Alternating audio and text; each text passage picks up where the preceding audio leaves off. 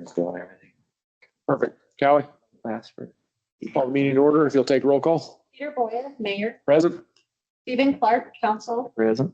Tyler Martin, Council. Excuse. Excused. Sorry, I totally zoned out. Tim Ficken, Council. Present. Dan Sabrowski, Council. Present. Everyone rise for the pledge. I pledge allegiance to the flag of the United States of America and to the republic for which it stands, one nation, under God, indivisible, with liberty and justice for all. There we go. Yeah, there we go. Back. Right on. It's good. I missed it. I would entertain a motion to approve the minutes of May 20th, 2025. So moved. Second. Motion and second. Did you get that? Awesome.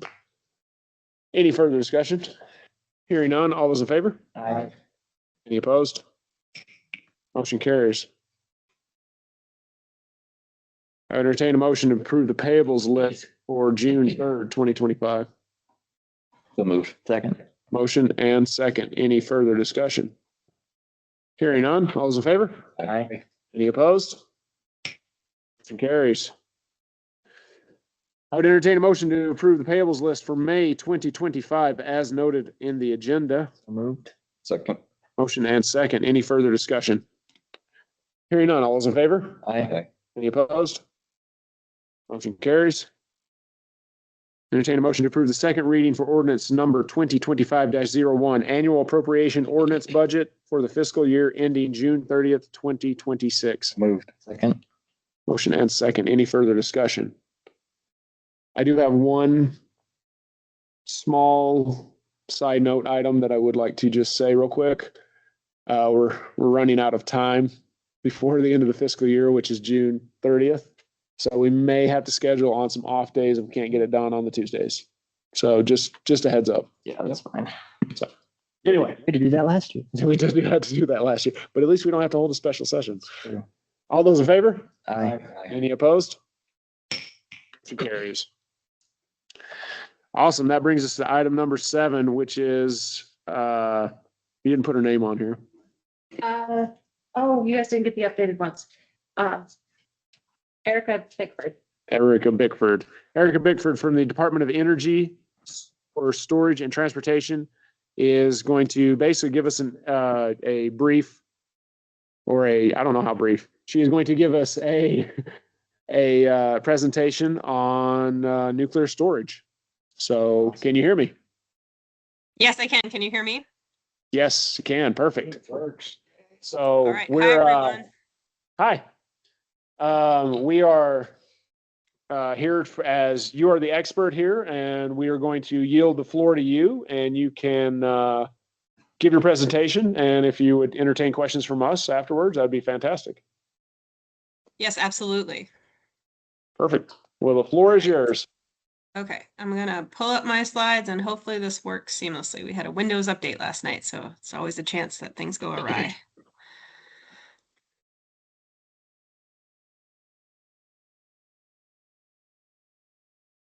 All right. Can you see my screen? Yeah. Yes. All right. Oh, first of all, thanks so much for the invitation to speak with you all tonight. Appreciate it. I'm Erica Bickford. I'm Director of the Office of Storage and Transportation and the Office of Spent Fuel and High-Level Waste Disposition at the U.S. Department of Energy, and I'm joining you from Washington, D.C. I understand you all had some questions on the safety of spent nuclear fuel storage and transportation, so I have a short presentation and very happy to take questions afterwards. All right. So starting with the basics, what is spent nuclear fuel? First key thing to understand is it is a solid. I know there's lots of Hollywood movies and cartoons, including Ninja Turtles, that I grew up watching, that would maybe portray radioactive material as a glowing green ooze. But when we're talking about spent nuclear fuel from nuclear power production, it is a solid. It is actually on your screen on the graphic on the left. It shows a couple of different things. One is the nuclear fuel pellets. So it's about the size of a jelly bean. And the pellets are made out of a uranium ceramic. So that's the actual nuclear fuel. And then those pellets are stacked up inside a metal tube, and that tube is called cladding. And many tubes are bundled together into what's called a fuel assembly. So that's the picture on the far left, and that's about a 16 by 16 grid of those tubes. That is a single fuel assembly. That fuel goes into a nuclear reactor, and pictured on the top right, the blue, shows what the inside of a nuclear reactor that's loaded with nuclear fuel. So this is fresh fuel when it goes into the reactor. Once it's inside the reactor is operated to produce fission, which creates heat, boils water, generates steam, turns a turbine, produces electricity. After the fuel has been in the reactor for a period of time, going up to 2 years at this point, it's no longer efficiently generating heat, and so it's considered spent. And so the spent fuel is moved out of the reactor and placed into storage. And then if you haven't seen one, pictured in the lower right is what a nuclear power plant looks like. On the right is the kind of classic from The Simpsons cooling tower, the hourglass-shaped concrete structure.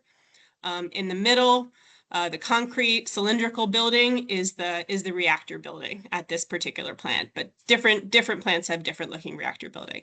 So that's what we're talking about when we're talking about nuclear fuel and spent nuclear fuel. In the US, we have currently 94 operating commercial reactors. These are all light water reactors. So the fuel I'm showing you is called light water reactor fuel. All of the nuclear power plants in the US are light water reactors. Other countries use different types, notably Canada has something called a CANDU reactor. That stands for Canadian Deuterium. They have fuel that looks different than ours because it's a different design. But by and large, most of the nuclear power plants operating in the world today are light water reactors, including in the US. So we have reactors at 94 sites that are still operating, or 94 reactors at 54 nuclear power plant sites in 28 states. 20 plants have shut down, and about 95,000 metric tons of spent nuclear fuel has been produced to date. If all of the currently operating nuclear reactors continue operating throughout their likely extended lifetime, which is about 80 years, then we estimate that we'll eventually have about 180,000 metric tons of spent nuclear fuel. So we have the most. We have the most reactors in the US, and we have the most spent nuclear fuel. And that does not include any new reactors that we may build in the future. You can see on this map, most of the nuclear power plants are concentrated in the eastern US and Midwest, with a couple on the West Coast. And how it's stored. So when fuel comes out of the reactor, it goes into a fuel pool, and I have a picture of that next. And then it's stored in, after the fuel pools start to fill up, the fuel gets moved out into what's called dry cask storage. And so this shows a diagram of the fuel. Again, remember it's a fuel pellet that is assembled into a fuel rod, and fuel rods are bundled together into a fuel assembly. And then the fuel assemblies are placed into, in this model, this is a canistered system. So there's a stainless steel canister that multiple fuel bundles are placed into, anywhere from like 20 to 35 about. And then that stainless steel canister is welded closed and placed inside a concrete and steel overpack. And that is stored outside. And that concrete and steel provides shielding, and the stainless steel canister contains all the spent nuclear fuel inside it. When we talk about transporting spent nuclear fuel, in this system, you take the canister outside of that concrete and steel overpack, and you place it in something called a transportation cask, which is a specially designed container for transporting spent nuclear fuel. The graphic on the right shows a diagram of what a transportation cask for spent nuclear fuel looks like. They're generally steel and lead to have lots of shielding for the radioactivity coming from the spent nuclear fuel. And that canister slides inside of that transportation cask. There are impact limiters that go on either end that kind of provide cushion for the cask in the event of an accident. And then in this case, this is loaded on top of a rail car. and there's some equipment attaching it to the rail car. There's a cradle in the middle that holds the cask onto the rail car. This model has end stops at either end to hold the cask in place. There's different designs that are used for different types of casks. Some of them have other attachment mechanisms, but this just shows one example of a common design. On this slide, I have some pictures of spent nuclear fuel in storage. So on the top left, when the nuclear fuel comes out of the reactor, it goes into a fuel pool. And this photo shows a fuel assembly either being loaded in or pulled out of a fuel pool. So it's a pool of water. And those assemblies go into that pool, and they typically stay in there for a period of about 5 years before they're moved into dry storage. It can be shorter, it can be longer. A lot of it just depends on sort of the operational needs of the nuclear power plants. When the fuel is moved into dry storage, it's placed into a canister. On the top middle photo, this is what a stainless steel canister. Inside is what's called a basket, which are basically slots for each fuel assembly to be slid into. So each of those squares inside that canister will hold a fuel assembly. And the fuel assemblies are about 12 to 14 feet long. So these are large containers. And then there's a couple different types of storage systems.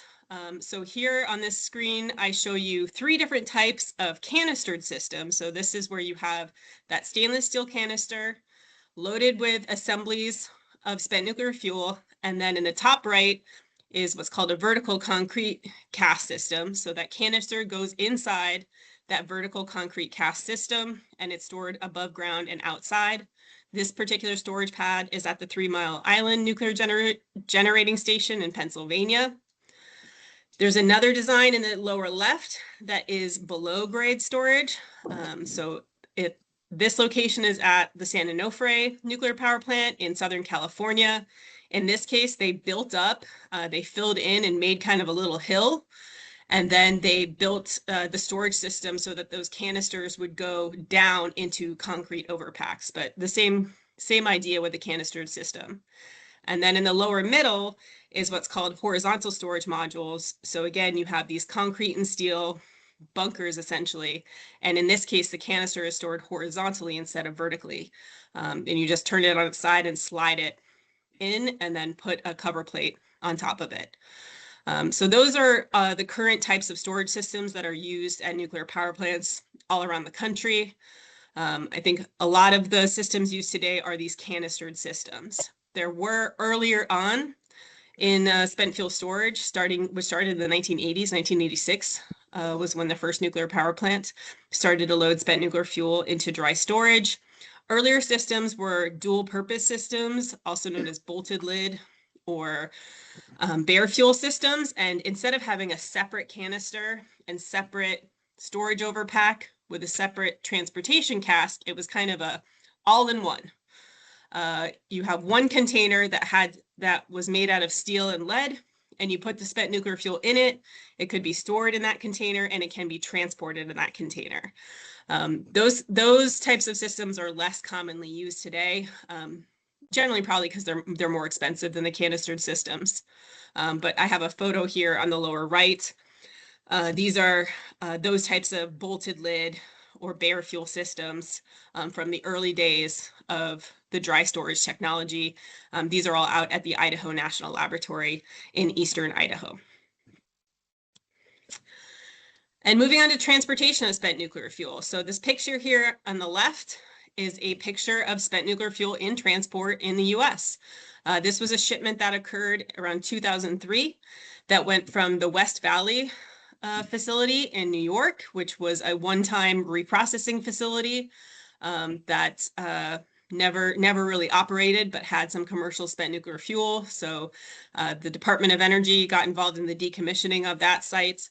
And there was about 2 containers of spent nuclear fuel that they ended up shipping from New York out to the Idaho National Lab in eastern Idaho. And this is what it looked like in transport. You can see that was one of the bolted lid systems. And so it has impact limiters on either end. There are rods connecting the impact limiters at each end. the blue thing in the middle is the cradle holding it to the rail car. It's a little different than that, but. And is there a question? No, Nope, sorry, we're No worries. gossiping, or not gossiping, what do you call it? we're just talking about the graph. Discussing stuff Okay. over here about your graphics. Okay. So this was from an actual transport. So in the US, we do have experience transporting spent nuclear fuel. We haven't done it a lot at this scale. It's been done a handful of times with commercial spent nuclear fuel, so nuclear power spent nuclear fuel. The US Navy, of course, has nuclear powered submarines and aircraft carriers, and they've been transporting their own spent nuclear fuel for more than 65 years at this point. So the US does have quite a bit of experience with transportation of spent nuclear fuel overall, but hasn't at this time transported very much commercial spent nuclear fuel from nuclear power plants. Usually it's smaller research quantities, smaller containers. But in the future, when we have federal storage and disposal facilities, we expect to be transporting more regularly, and it'll look something like what you see on this screen. And in this image, this was, I believe, around Indiana or Illinois, when the state was doing a radiological inspection of the shipment as it went on its way. And so these packages that are used for transportation, whether they're the canistered systems or the type B or the bolted lid systems, typically have to meet a pretty high threshold for their design. So for the packages that my program is planning to use to transport commercial spent nuclear fuel, we'll be using transportation containers that are certified by the U.S. Nuclear Regulatory Commission. And the requirements for those packages, which are specifically in transportation parlance, are type B packages. And they have to be designed to withstand a number of accident conditions that represent sort of the types of forces that the cask could see in a transportation incident. So here the graphic on the right shows first it has to be able to survive an impact, which here is in a free drop onto in sort of its most damaging orientation where a corner of the cask hits first. Next is a puncture, so it falls on like a spike. Then a fully engulfing fire at 800 degrees Celsius or 1475 degrees Fahrenheit for 30 minutes. And then finally immersion in water. And a single package has to be able to survive all 4 of those first tests on the same package in order to meet those requirements. And so those tests are intended to represent sort of what's the worst type of transportation accident this package could see, which is, you know, a collision, falls on a bar, there's a fire from some fuel source, and then it rolls off, you know, a cliff into a river or something like that is the concept. And then still that container, that package would contain all of the radiological material. And then for spent nuclear fuel type B packages specifically, there's some additional water immersion tests that are required at more depth. So these are pretty much the most robust containers used to transport any material in the world. And these are international standards. So the U.S. Nuclear Regulatory Commission and the U.S. Department of Transportation conform to the international standards for these types of packages. So where spent nuclear fuel is transported around the world, you know, whether it's France or the UK or Japan or somewhere else, they're using the same type of packages that meet the same standards. I did want to highlight for you that the Department of Energy, in addition to preparing, you know, transportation and, you know, siting facilities for storage and eventual disposal of this material, we do also do some research on the safety of spent nuclear fuel storage. And we have one project I wanted to share that's looking at the safety of what's called high burnup spent nuclear fuel in storage that will also involve some transportation. So higher burnup spent nuclear fuel, that just means that the fuel stays in the reactor longer to produce more electricity than earlier eras in the nuclear industry. So today, pretty much all of the spent nuclear fuel is considered higher burnup. And in order to put this fuel into storage, data is needed to provide to the regulator, demonstrating that the fuel condition conforms with the package that you're placing it in, that the fuel is not going to have any breakdown in it. It's going to stay intact. And so starting in 2013, the department collaborated with the nuclear industry through the Electric Power Research Institute. That's the entity that the nuclear power plant industry uses to conduct their research, to load a cask of spent nuclear fuel at the Northampton Nuclear Power Plant in Virginia. It has a specially designed lid that allows instrumentation to be inside the cask, and it's had temperature inside the cask monitored since it was loaded in 2017. And so it has about 9 years of data been collected so far, and the data collected so far supports the safety of the spent nuclear fuel. There were some concerns that the temperatures inside the cask could get above a certain point that could cause the fuel to break down. Those temperatures were never observed in the measurements that we have. So that's great news for future storage of spent nuclear fuel by the Department of Energy and current storage of spent nuclear fuel by nuclear power plants around the country. But to close out this research project, we need to open the cask up, take some of the fuel rods out, and take a closer look at them. And you can't do that at a nuclear power plant. They don't have the right facilities for that, but you can do it at the Department of Energy's national labs. So we're going to be transporting this cask of spent nuclear fuel from Virginia to a DOE national lab to continue that research and development on it. And we announced just about a month ago, the department reached an agreement with the state of Idaho to allow that cask of spent nuclear fuel to be transported to the Idaho National Lab. And that transport is planned to happen in 2027. And we'll be using the Department of Energy's Atlas rail car, which is pictured here on the right, to do that transport. This is a specially designed rail car specifically for transporting spent nuclear fuel and high-level radioactive waste. Pictured here is the rail car on its final test run. It took about 10 years and $30 million to develop this rail car and qualify it to the Association of American Railroads standard for rail cars used to transport radioactive material. It's very similar to the design that the US Navy uses for their spent nuclear fuel transport. Pictured on this cask right now, that's not a spent nuclear fuel cask, that's test weights. It has not transported spent nuclear fuel yet. The first shipment of spent nuclear fuel it does will be in that 2027, but to do the testing of the rail car and qualify it, we used weights that simulate the weight of a package of spent nuclear fuel. And so I wanted to share this with you all because the expected transportation route of this shipment of spent nuclear fuel is likely to go through southern Wyoming. So it'll be coming to your neck of the woods. And I wanted to make you aware of this and offer to provide additional information as needed.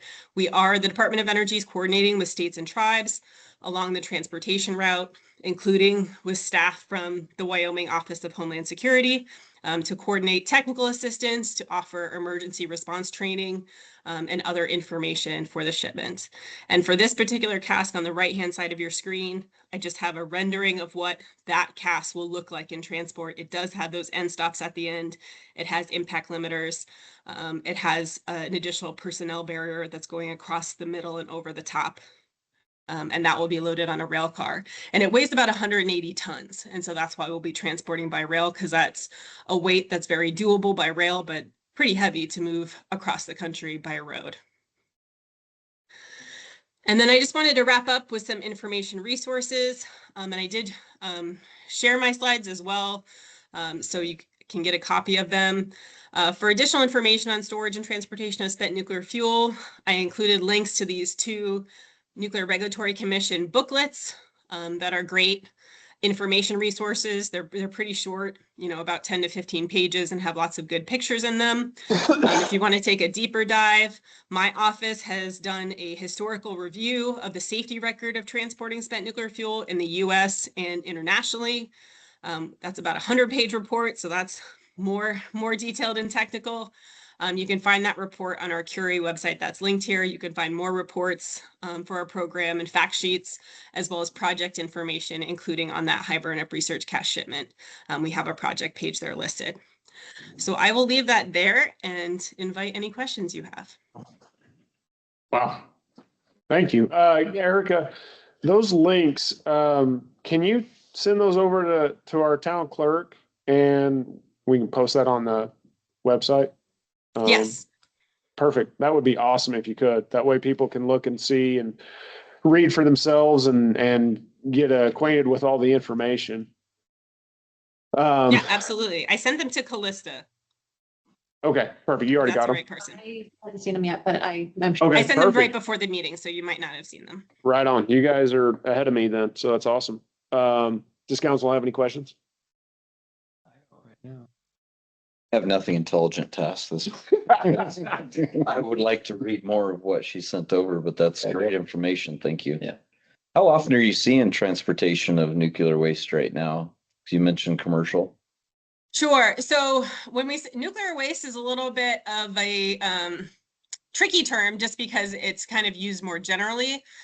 In the field, we refer to more specifically low-level waste, sometimes intermediate level waste or high level waste. So there's shipments of low level waste going on all the time, from decommissioning nuclear power plants, Department of Energy's Office of Environmental Management, decommissioning facilities around the country from the Cold War era and the Manhattan Project era, and things like that. In terms of spent nuclear fuel or the higher level, what would be kind of fall under the umbrella of higher level radioactive waste, that's less common. It's really occurring in those research quantities, which is, sometimes one assembly or a couple of fuel pins. For our program, we last transported spent nuclear fuel as part of that high burn up research CAS project when the fuel was initially loaded back in 2017. There are research reactors at universities around the country that periodically need to move the spent nuclear fuel out of their fuel pools. Some of those shipments are going to be starting up again soon. And that fuel goes to Idaho National Lab for the most part. Some of it has gone to the Savannah River site down in South Carolina. So for the research reactors and commercial reactors, occasionally, for the Navy's shipments of spent nuclear fuel, at least annually and sometimes many times a year. It kind of depends on what their cycle of decommissioning or refueling submarines and aircraft carriers is. Well, thank you. Cool. I actually do. I have a question, and maybe you may not have the answer to this, and that's okay. I suppose you probably do. You seem like you're incredibly intelligent, so smarter than me at least. Oh no, now you're putting me on the spot. But we had multiple residents ask about what happens to bar none if, well, this is kind of a multi-part question. What happens if one of these casks actually does have a leak? What is the danger to our town? So just to give you an idea, where they're going to be storing this fuel is roughly about 3/4 of a mile to a mile north of town. Okay.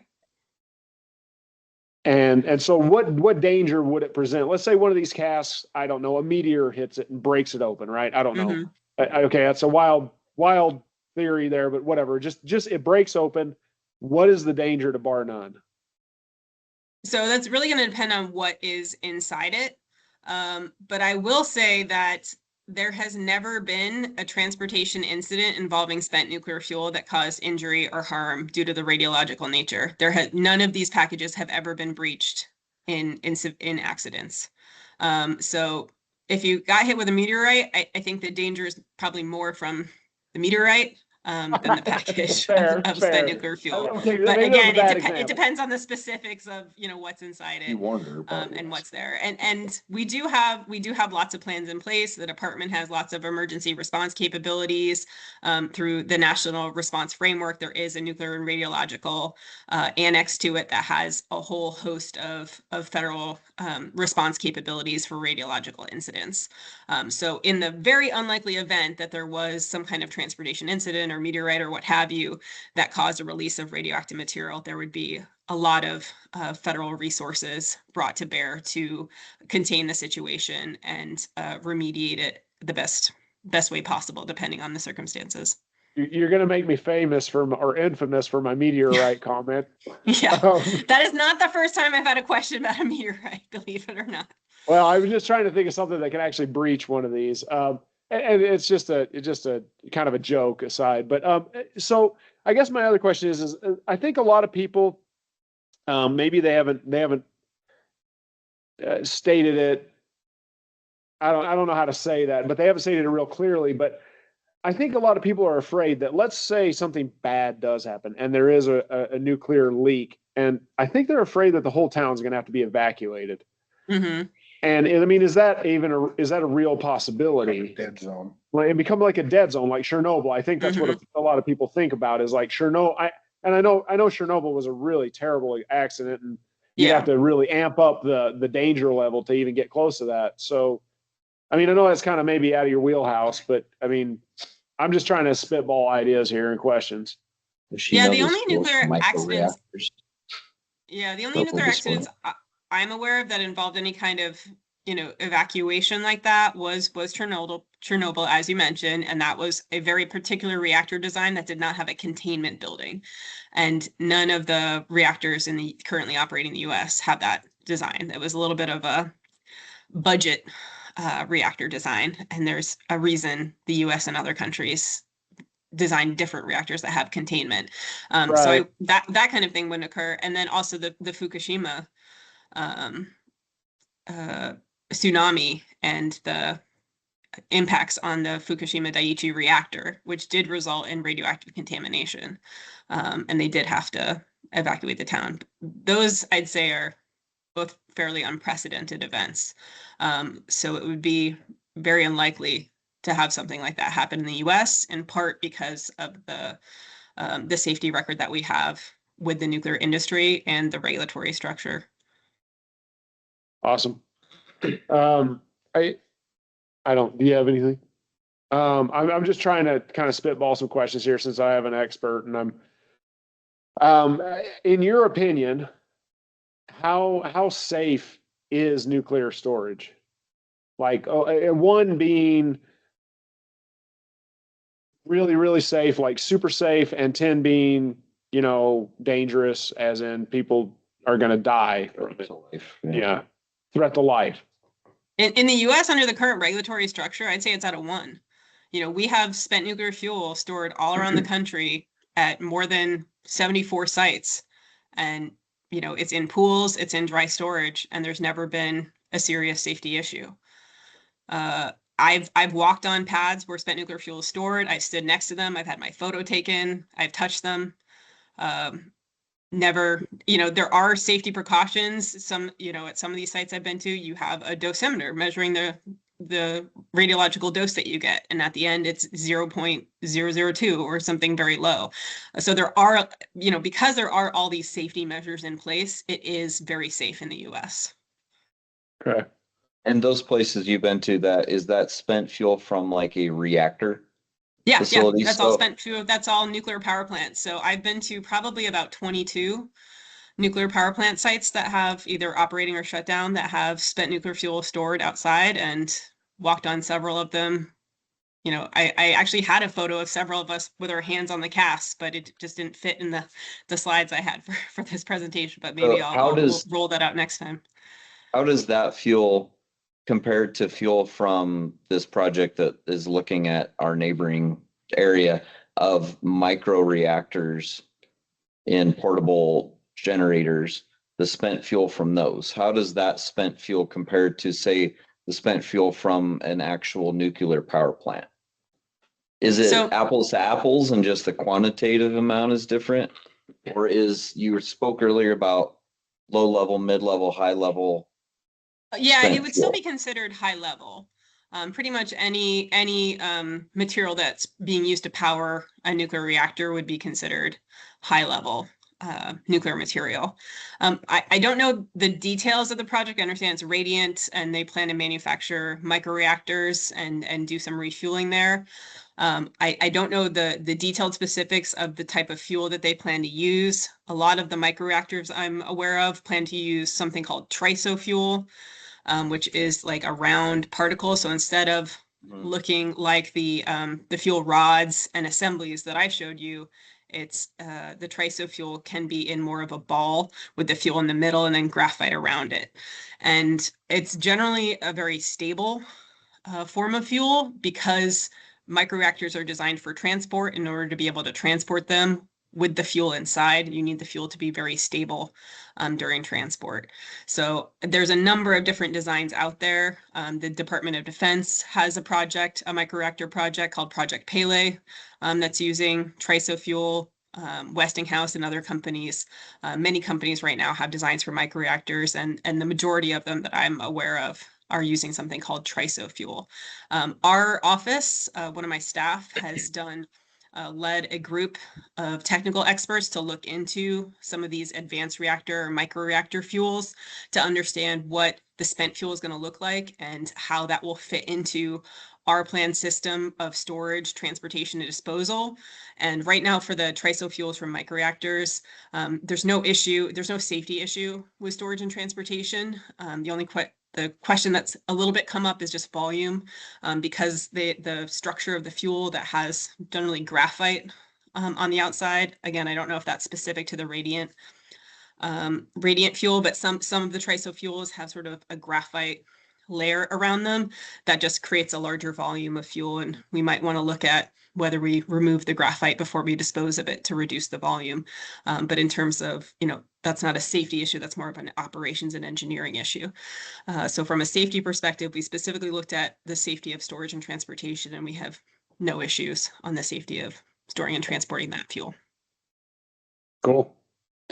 I have one last question, and then I think I'm done. So if Radiant, let's say Radiant gets 10 years into their operation, and for whatever reason they go bankrupt, and I know that they're supposed to be bonded and insured so that, in case of that happening, that the town is still taken care of, and the local, they still take care of their part of the deal of the spent fuel. But what happens over the long term? Who takes control of that radioactive waste, and what will happen with it? Sure.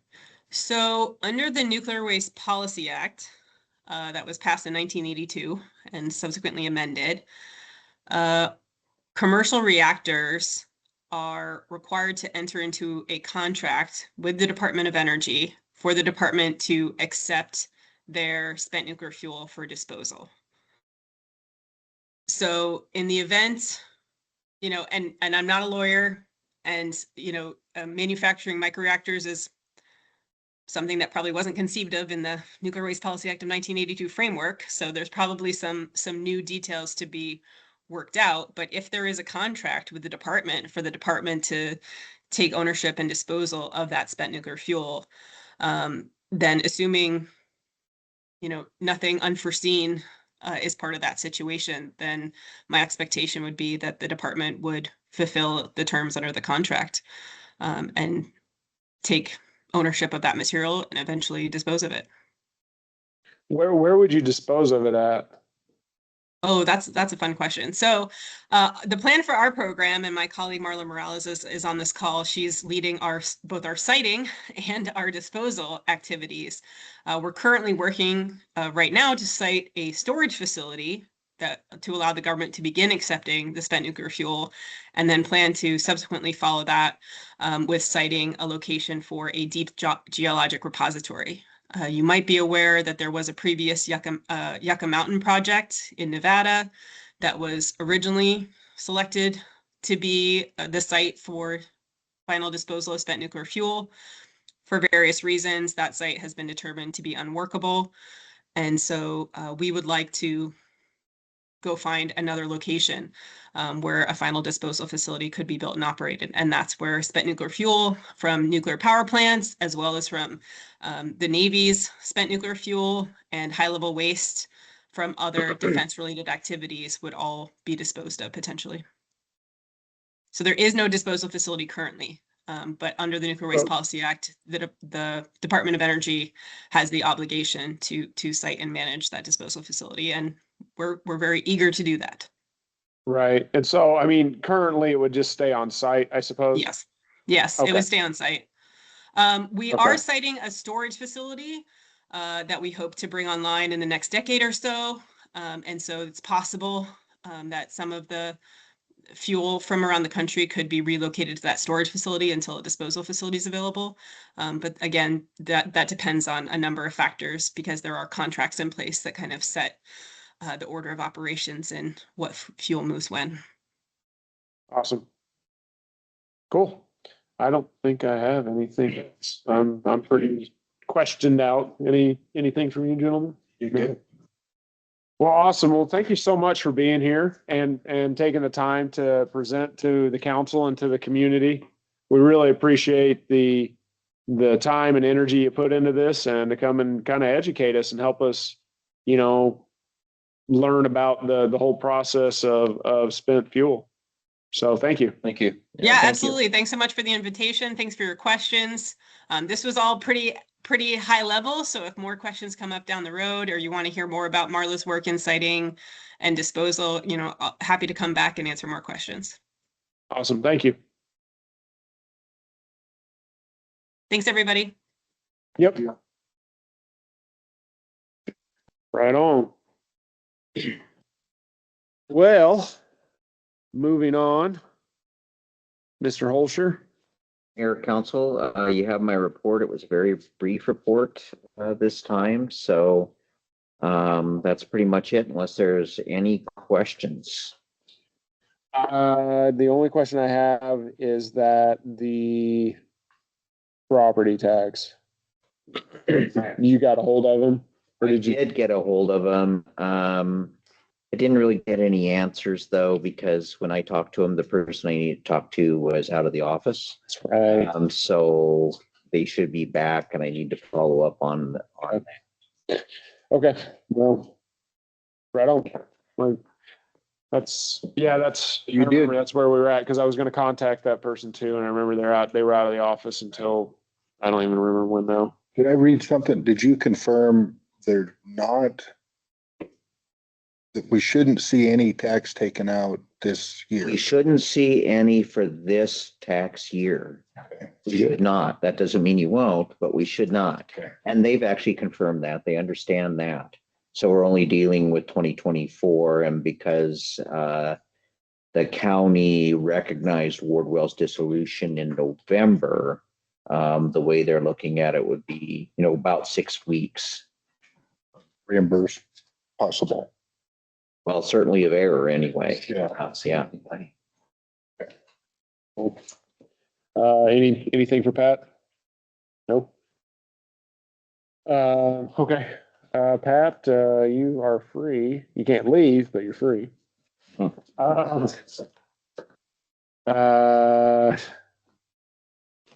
Ray, Mr. Mayor, you have the floor, man. thank you, sir. In my attempt to one-up Pat yet again, I did not even have a report for you. Nice. It's I was looking at here and I was like, wow. it's been pretty slow actually the last couple of weeks. Not much happening. Just talked to Dustin. I've been in contact with the playground supplier. The Wayne and Wind has delayed them in their Casper and Cheyenne projects. So when I talked to him last week, he was hopeful that they would be done with their projects by the end of last week. But given that it rained most of last week, I'm going to guess that they did not finish those. So we should be seeing them. We are the next one on their list. So they won't leave this area until they're done with bar none. Okay. So that's really the only update besides working with Callie on some water sewer system things, and then trying to figure out localized water pressure issues. So otherwise it's been quiet. quiet. The wood is, but Here we go. There you go. Perfect. I have for you. Right on. Well, that's easy. That's you definitely are one-upping, Pat. Any questions for Ray? No? All right. That was easy enough. Dustin, you're up, man. Council, you have my report. But just one thing to add, just informational. 3 new water taps were installed yesterday and today into our water system off of Midway Road, which is actually in Mills, down on the southern border. So we have 3 additional water taps that have been installed. But other than that, I'll entertain questions. That's my office. Nothing more to add. I don't really have any. We've Can't think of anything anyway. We're just waiting on that splash pad and the playground equipment, so. So that splash pad is functional, it's operational. We've been checking it, so Right on, it's ready to go. perfect. Go ahead, man. The crack seal repair that they do on my street, we've got cracks an inch wide, you know. How much does that tar need to fill that crack to prevent it from getting worse? Does it need to fill it all the way up? Like, more of a great question. No, it doesn't need to go all the way up. It depends on how they fill the crack. If they route out the crack, like they take a literal router and route out the crack and blow out the debris, they generally try to leave it just a little bit low. Definitely didn't do that. Did you blow it out with a leaf blower? They blew it with a leaf blower and then they had the hose and filled it and they had the little, trowel thing. Yeah, I only asked because I was looking at it and I'm like, some of them don't look filled enough, but I don't know for sure. So Asphalt Doctors was the company. I just, It came. from the looks of it, you could get water down in there, it could freeze again and push it open more. So. Yeah, there you go. so if they do it that way, they generally overfill so that they don't run into a problem like that. So there's the two methods where they route it out, blow it out, and then try to fill it so it's flat or just a little bit below, or there's the type that we generally see here. Like the highway department does the previous method that I talked about. For traffic, it's better. It's a lot easier for that because car tires, when it gets hot, if it's sitting on the surface, they can pull it out of the crack. Right. So they generally try to leave it at the surface or below, but generally what we see is kind of the method where they just do a real wide. Yeah, it's like 4 inches outside on the asphalt and then it goes into the crack. And so anyway, I just wonder, I just don't want to pay for it to be done and have it need to be redone or not do what it needs I to. assume there's more to do. They're gonna Oh, do, yes. Yeah, there was, if you get a chance, I wonder if you shouldn't spot check them, Ray. Yeah. Just see what the technique they're using, make sure they're not cutting. Right in front of my house on Lakota. Where I was looking to do. Did all. They did all. Coordinate with, when you know they're gonna do some more, let Ray know. Yeah, we can come and check it out. And if there's low spots, it does, I mean, it's tar. Do you add more. know better than them when you're out there looking at it while they're working on We go in the full suit and tie. it? Yeah. A really shiny white hard hat. Make them really mad. Yes. I need That's to been be hard hat. fired on. Great. Yeah. Be one. Badge. Yeah. So that's my only question. So you make friends with contractors. Yeah. We'll check it out. And we're good. Perfect timing, right? Unless anybody else has questions. Any other questions for Dustin? No? All right. Fire department. Mayor, council, you have Sonny's report. I'm just here to answer any questions you guys might have.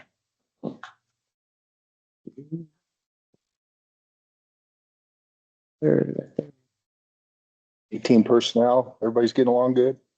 So far. Good. Got a really good vibe going. Everybody's working well together.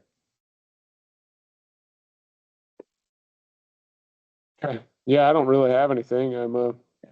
Seems pretty standard operating procedure.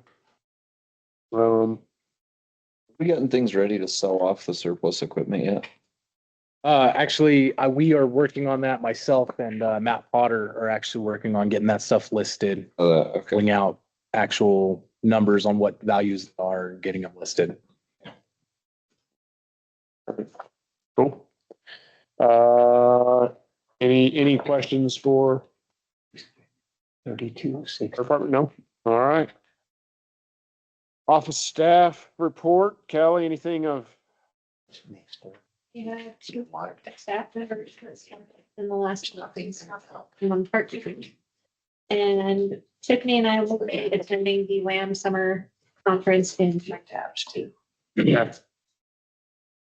I see 6 permits for roofs. Does that mean they're not going to Casper anymore? Beautiful. That's good to see. Good. And I did. Right on. Okay, well, cool. Any questions for Kelly? You go out to. Right on. All right. Well, moving on, we'll go into petitions and public comment. I want to just go over we had to come up with some rules and for decorum of public comment because we've kind of been drifting off and not exactly staying on task with our public comments. A lot of debate going on, a lot of multiple times coming up to the podium. And so we kind of need to square things up a little bit, get it right. Actually, before public comment, Mrs. Wharton I'm from, just gonna say, do we have? do we have anything for Parks and Rec? I usually talk the second meeting on month. Okay, I didn't know if you did or if you wanted to say. You last time, so we felt that. Okay. I Those darn kids. department about the parade route, I kind of looked up the map and looked for that up. Garage sales is garage sale, we have almost 50 households participating, so Awesome. it's Awesome. Perfect. Well, thank you. All right, so on to public comment. That everyone should have one in their council packet. I'll just go over it real quick. It says commenters must state their name and residency for the record, street and city. Each speaker is allowed 5 minutes. Only one person can speak at a time. The comments need to be directed to the mayor and council, not to other members of the public, because if you want to debate or have a conversation or talk to somebody, you can go out in the hallway and do that so we don't interrupt the meeting. We need to be respectful, free from slander, threats, inflammatory statements, personal attacks, profanity, shouting, or disruptive behavior will not be tolerated. Speakers who fail to comply will be ruled out of order and may forfeit their right to continue speaking. Council is going to save their questions until the end, unless, it's absolutely pertinent to the issue. And we're not obligated to respond to the comments. If multiple individuals are representing the same viewpoint, they are encouraged to designate a spokesperson to avoid repetition and maximize efficiency. It doesn't mean we don't want to hear everyone's voice. It just means that if everybody here is to say the same thing, then you can elect somebody to come up and represent the body of what everyone wants to say. And anyone who disrupts a meeting may be asked to leave in accordance with the applicable rules or ordinances. And then at the very bottom, we welcome all attendees and value the input of every individual. And public comment is a vital part of our meetings, and we encourage respectful participation to promote civil discourse and maintain a productive environment. Decorum rules are in place. All viewpoints are welcome and should be shared in a courteous and orderly manner. We can disagree without being disagreeable. So with that, we'll open up for public comments. If anyone would like to speak to the council, beginning now. I'm just trying to.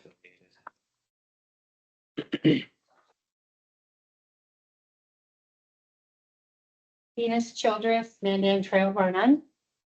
Last week I was listening to one of the Joint Minerals Committee meetings, and I believe the gentleman I was listening to was from the Nuclear Regulatory Commission. Yeah, those guys. I think that's who it was. Anyway, I'm pretty sure it was from the federal government. And one of the things he was talking about was the safety requirements for any nuclear facility. And the stuff he was talking about, this had never even occurred to me, but basically safety to, prevent any basically terrorists. Oh, like trying to security? steal uranium or whatever else they might want from the facility. Yeah, never even occurred to me.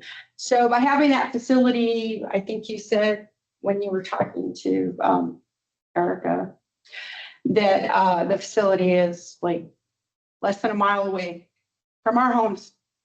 So terrorists basically, right outside our homes. I mean, I'm not saying that's going to happen, but obviously if the federal government thinks it's an issue that we need to be protected from, it's a possibility.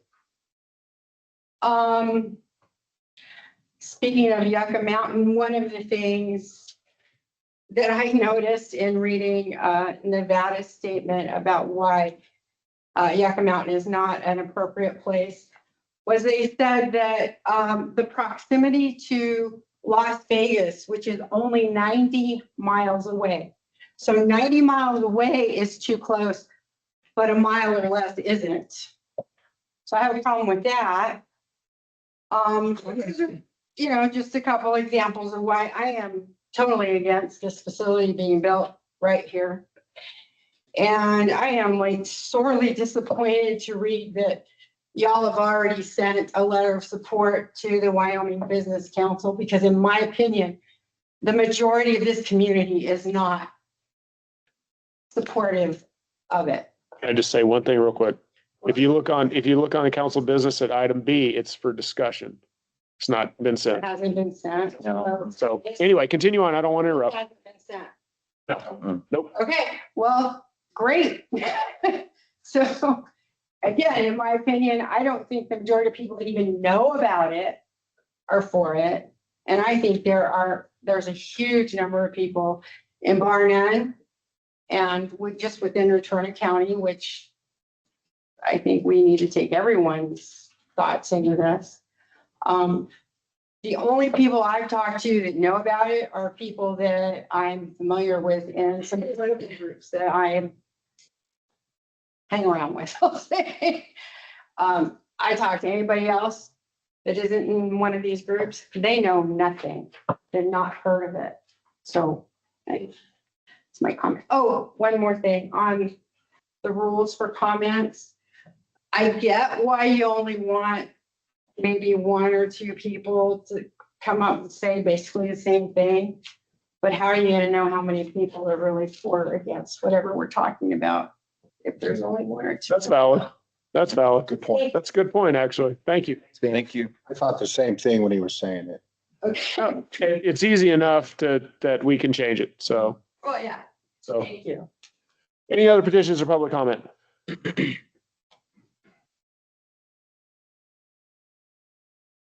Dan Willis, Dakota Trail. What I've heard this lady speak about, sounds like they don't have a lot of over road testing done for this transportation. A lot of safety, all off one test. That does not sound safe. I think she answered the question about, possibly in 10 years, we'd have a federal facility. We'll be having that stuff flowing in and out of here for 10 years. So if something happens in the interim, we are stuck, absolutely stuck. One thing I haven't heard answered is the PEL levels of radiation that's acceptable to the federal government outside of any containment. What's that distance? What's the time? What's the safe distances? Has never been answered. When I've asked those questions, they get dodged. And the 250 jobs Radiant's proposing, welding, entry-level jobs, those are already readily available in this community. So if that's a selling point, that's a null point. There's too many unknowns at this time, and I would respectfully request we do not submit any letter of support. I request a letter in opposition, which could potentially leave us or on at least an avenue for legal recourse. If we support this, we will be up Hoop Creek. Thank you. Thank you. Thank you. Thank you. Any other petitions or public comment?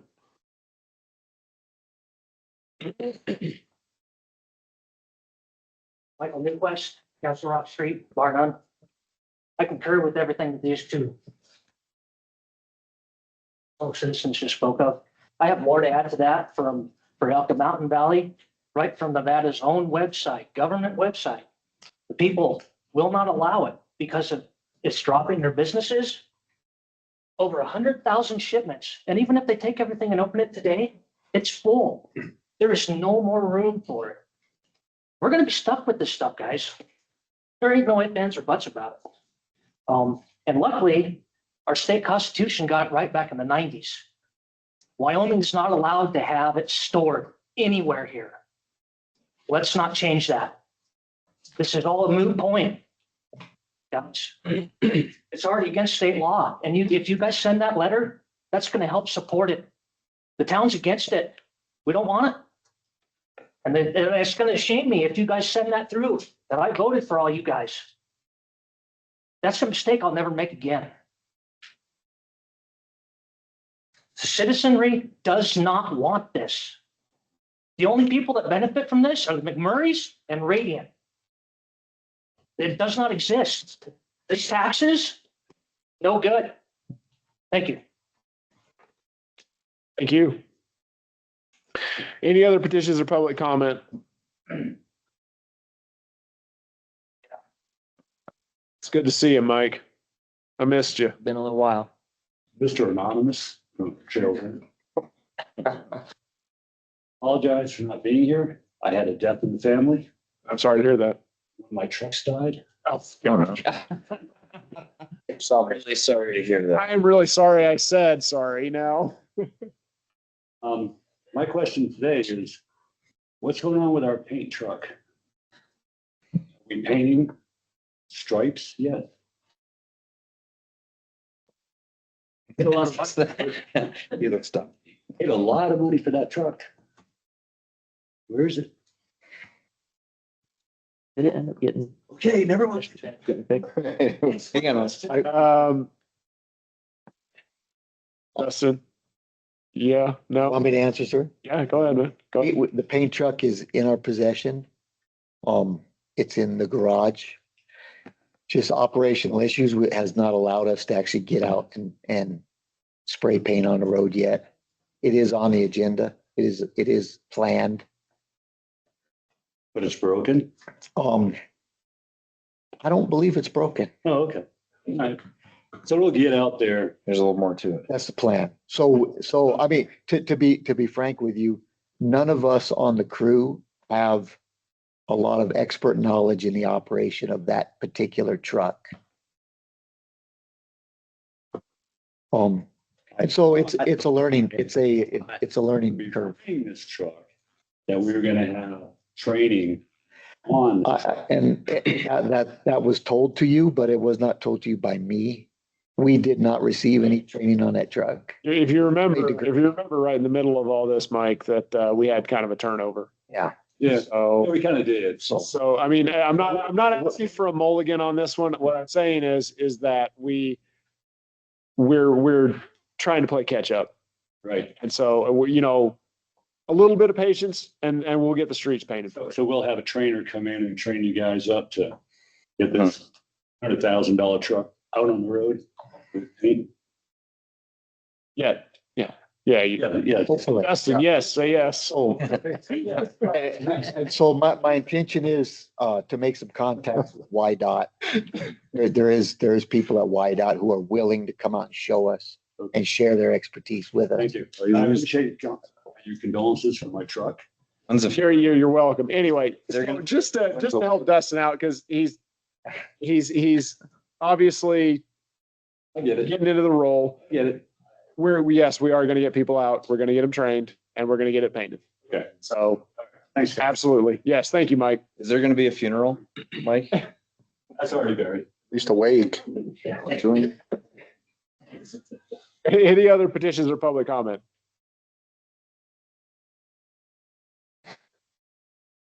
Good evening, Leanne Newclass, Castle Rock Street. So I'm looking at this letter that's been drafted for the Business Ready Community Grant Program. I have to say I'm pretty disappointed with some of the lines in here about our strong and enthusiastic support for the Business Ready community. I don't have enthusiasm or support. Being a host community for this project, we've been very generous hosts to Radiant. That's an understatement. We've had them here in our town halls and, it's all been great information that we've been given, but as far as welcoming their presence in our community, I think there's a fair amount of us that have been vocal that we don't welcome their presence in our community in any way, shape, or form. I would respectfully request that we do not support this project and that we do not give this letter. I wouldn't be behind it. And the town hall that Representative Alman hosted last Thursday, there was an overwhelming sentiment against Radiant, and I would just like to remind the council of that. Thank you. Thank you. We didn't, right? Oh, yeah, I guess I should, just for, this is the letter right here, for reference, we did not write this. This was up for our approval. It was given to us by Advanced Casper, just so everyone knows. As a reference point. Anyway, any further petitions or public comment? Melissa, Lakota as well. I just wanted to add that the town hall meeting, I don't believe any of you were there, that everyone's kind of been talking about. I just want to clarify and give some positives. Advanced Casper, I worked closely with in the past. They're a great organization. I think the manufacturing process, overwhelmingly what I heard from our town was that's not the problem. We want to welcome additional, revenues for Casper, for the town of Barnet. The biggest issue is there's not enough answers around the transportation and the storage pieces. So to give our recommendation at this time, I think would be premature. We don't have enough information. And so again, I would mirror what everyone's saying and that should not approve this letter as of yet. But I also want to, have some optimism that it's just not right now. I think we need more answers. I think Radiant needs to be able to provide those before, as a body, as a community, we can say, yeah, absolutely, this is something we're going to support. I don't think we have enough information. And to be fair, it sounds like this is a prototype. Radiant doesn't have the information. But why should we be the guinea pigs? So I would just leave you with that. Okay. Not as a rebuttal, I just for information purposes, right? So I know that in the lady who spoke, Erica, she said that they had only transported one. So that's what Department of Energy has done. Commercial nuclear waste is